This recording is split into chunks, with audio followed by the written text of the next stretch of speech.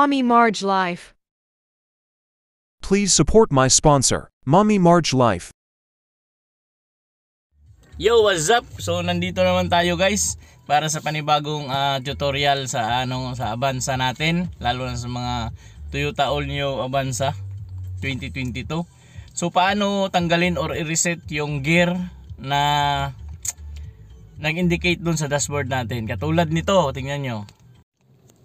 So ayan, makikita nyo sa dashboard ko, meron akong 15,500 kilometers na odo. At saka, ayan, makikita nyo, nag-indicate sa dashboard yung gear, tools na sign. Yan, tools pala na sign, hindi gear. Yan. So, paano i-reset yan? Ito lang. I-place nyo lang to sa A-trip. Yan, A-trip. I-place nyo lang yan sa A-trip, tapos off yung ignition natin. I-off yung ignition natin. To.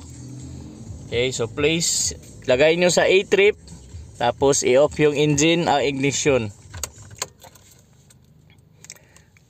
Tapos, i-long press nyo lang to. Long press, yan. Long press mo lang, tapos on yung ignition. Kahirap. On yung ignition. Pag long press mo lang yan, on yung ignition.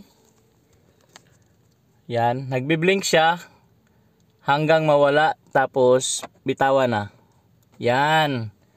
So ganun lang kadali mag-reset ng tools na nag-indicate sa dashboard. Ayan, wala na, okay na. Turn on ko yung engine. Yun. Turn on yung aircon. Yan, wala na, hindi na nag-indicate. So yun lang. Yo, yun lang kadali mag-reset or magtanggal ng tools na nag-indicate doon sa natin sa dashboard. So ganun lang kadali, ganun simple. Bye guys.